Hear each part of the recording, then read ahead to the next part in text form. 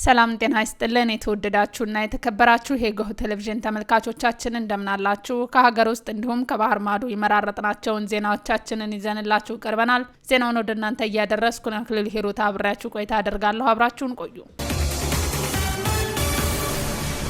በቅድሚያም በአዲስ አበባ ከተማ ዛሬ የተጀመረው የስድስተኛ ክፍል ከተማ አቀፍ ፈተና ያለምንም ችግር በጥሩ ሁኔታ እየተሰጠ መሆኑን የከተማው አስተዳደር ትምህርት ቢሮ ምክትል ኃላፊ አቶ ዲና ወልጫላ ገልጸዋል። ምክትል ኃላፊዋ እንደተናገሩት በከተማዋ ከ748 ትምህርት ቤቶች የተውጣጡ 8313 ተማሪዎች ፈተናቸውን እየወሰዱ መሆኑን ገልጸዋል። በ192 የመፈተሻ ጣቢያዎች ፈተናው እየተሰጠ መሆኑን ገልጸው እስካሁን ከየትኛውም የፈተና ጣቢያ ምንም አይነት የፈተና ስርቆትም ሆነ ኩረጃ ስለመኖሩ ሪፖርት አለመደረጉን ጠቁመዋል። በከተማ አቀፍ ፈተናው እስካሁን ኩረጃ ሙሉ በሙሉ አስቀርተናል ብለን እናስባለን ያሉት ምክትል ኃላፊው በቀሪ ቀናትም በመምህራን፣ ተማሪዎች፣ ወላጆችና በየደረጃው የሚገኙ የትምህርት ባለድርሻ አካላት ተቀናይተው እንዲሰሩ አሳስበዋል።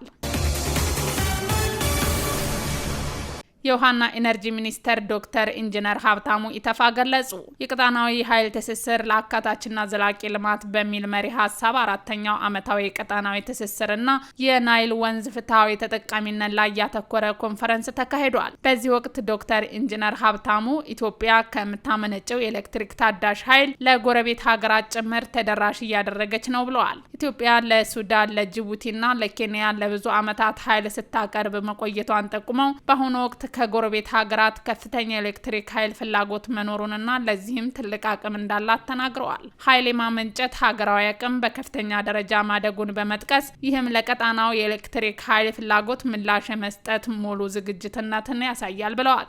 በዓለም አቀፍ ደረጃ ወደ 700 ሚሊዮን የሚጠጉ ሰዎች የኃይል እጥረት ተጠቃሚ አለመሆናቸውን አንስተው በአፍሪካም ይህ ችግር እንደሚስተዋልና ይህንን ችግር በጋራ መቅረፍ እንደሚያስፈልግም ጠቁመዋል።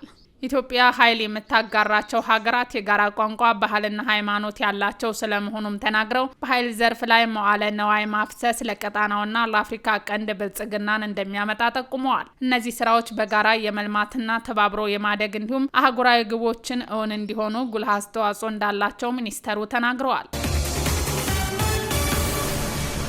ለዝርዝር ወደ ያዝናቸው ዜናዎቻችን ስናልፍ የህዝብ ተወካዮች ምክር ቤት በወንጀል የተገኘ ንብረት ህጋዊ ማስመለስና ሽብርተኝነትን በገንዘብ መርዳት ወንጀልን ለመከላከል የቀረበውን የአዋጅ ማሻሻያ በአብላጫ ድምፅ አጽድቋል። ምክር ቤቱ ባካሄደው 37ኛ መደበኛ ስብሰባ ላይ የህግና ፍትህ ቋሚ ኮሚቴ ያቀረበውን የውሳኔ ሀሳብ ላይ ተወያይተዋል። አቤኔዘር ወርቁ ተጨማሪ ያለው የህዝብ ተወካዮች ምክር ቤት በወንጀል የተገኘ ንብረትን ህጋዊ ማስመሰልና ሽብርተኝነትን በገንዘብ መርዳት ወንጀልን ለመከላከል የቀረበውን የአዋጅ ማሻሻያ በአብላጫ ድምፅ አጽድቋል። ምክር ቤቱ ባካሄደው 37ኛ መደበኛ ስብሰባ ላይ የህግና ፍትህ ቋሚ ኮሚቴ ያቀረበ የውሳኔ ሀሳብ ላይ ተወያይቷል። የቋሚ ኮሚቴው ምክትል ሰብሳቢ አቶ ኢብሳ ቦሩ ከነባር አዋጅ ውስጥ 780 ህዝባር 2005 ከ58 አንቀጾች 14ቱ ላይ ማሻሻያ መደረጉ ገልጸዋል። የምክር ቤቱ አባላት በአዋጁ ማሻሻያ መደረጉ ለሀገሪቱ የበለጠ ጠንካራ ህግ የሚያስፈልግ በመሆኑ ተገቢ ነው ብለዋል። አንዳንድ አንቀጾች ላይ ለጸጥታ አካላት ከተሰጡ መብቶች በህገወጥ መንገድ ከሀገር የወጣ ገንዘብን ማስመለስ፣ ሽብርተኝነትን በገንዘብ የደገፉ በህግ ከመጠየቅ አንጻር ማሻሻያው ምን ያህል ለመከላከል ያስችላል የሚሉ ጥያቄዎች ተነስተዋል። የአዋጁ ማሻሻያ ዓለም አቀፍ የፋይናንስ ግብረ ኃይል ምክረ ሀሳብን መሰረት ያደረገ መሆኑን ቋሚ ኮሚቴው ገልጸዋል። ምክር ቤቱ በሰፊው ከተወያየ በኋላ በወንጀል የተገኘ ንብረትን ህጋዊ ማስመሰልና ሽብርተኝነትን በገንዘብ መርዳት ወንጀልን ለመከላከል የቀረበውን የአዋጅ ማሻሻያ በአብላጫ ድምፅ አጽድቋል። በተጨማሪ ምክር ቤቱ የስታርታፕ ረቂቅ አዋጅን ለዝርዝር እይታ ለሰው ሀብት ልማት፣ የስራ ስምሪትና ቴክኖሎጂ ጉዳዮች ቋሚ ኮሚቴ መርቷል።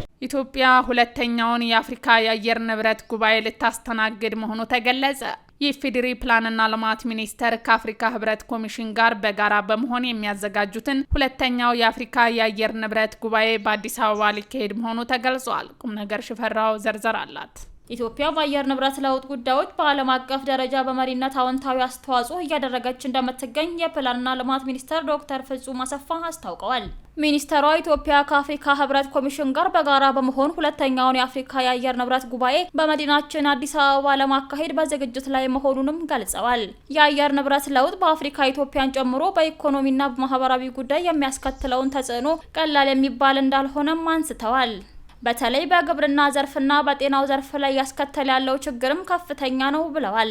ይህን ችግር ለመፍታት የፋይናንስ እጥረት መኖሩን አንስተው በዚህ ጉዳይ የሚካሄደው ጉባኤ ከፍተኛ መፍትሄ አመልካች እንደሚሆን ጠቁመዋል። የኢፌዴሪ ፕላንና ልማት ሚኒስቴር የአየር ንብረት ለውጥና የአካባቢ ጥበቃን በተመለከተ ሀገራዊ እቅዶችን ለማሳካት በዓለም አቀፍ በአህጉር አቀፍና በሀገር አቀፍ ደረጃ ጉዳዩ ከሚመለከታቸው ባለድርሻ አካላት ጋር በቅንጅት እንደሚሰራም አንስተዋል።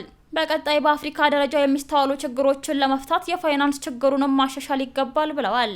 የአየር ንብረት ለውጥ ጉባኤው የሚካሄደው ከጳጉሜ 3 እስከ 5 2017 ዓመተ ምህረት መሆኑንም ገልጸዋል። በ35ኛው የአፍሪካ ህብረት የመሪዎች ጉባኤ ላይ በአየር ንብረት ለውጥ ዙሪያ በ35ኛው የአፍሪካ ህብረት መሪዎች ጉባኤ ላይ በአየር ንብረት ለውጥ ዙሪያ የሚመክር አህጉራዊ ጉባኤ እንደሚካሄድ ያሳለፈውን ውሳኔ ተከትሎ የመጀመሪያው የአፍሪካ የአየር ንብረት ጉባኤ በ2015 በኬንያ አስተናጋጅነት መካሄዱም ይታወሳል።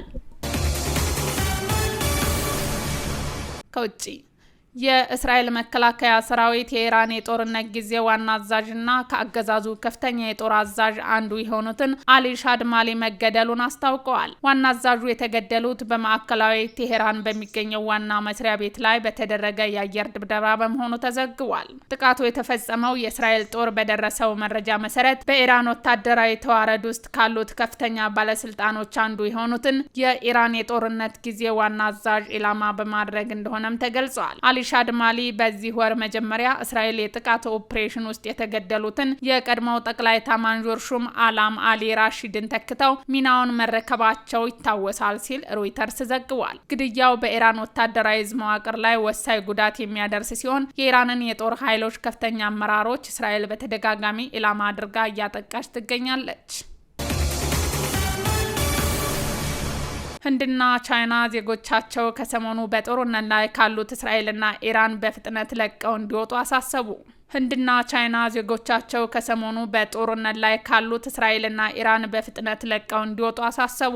ባለፈው አርብ እስራኤል በኢራን ላይ የአየር ድብደባ ከጀመረች በኋላ በቴል አቪቭ እና ቴሄራን መካከል ያለው ግጭት እየተባባሰ መጥቷል። ይህን ተከትሎም ቻይና ዜጎቿ እስራኤልን በተቻለ ፍጥነት ለቀው እንዲወጡ ማሳሰቧን የቻይና መንግስት ሚዲያ ዘግቧል። በቴል አቪቭ የሚገኘው የቻይና ኤምባሲ በእስራኤል የሚገኙ የቻይና ዜጎች ለግል ደህንነታቸው ሲባል በተቻለ ፍጥነት በየብስ ድንበር አቋርጠው ሀገሪቷን ለቀው መውጣት አለባቸው ሲል ማሳሰቡን ግሎባል ታይምስ ዘግቧል። ኤምባሲው ጆርዳንን ወደ ማረፊያ ለመጠቀም ማሰቡም ተገልጿል።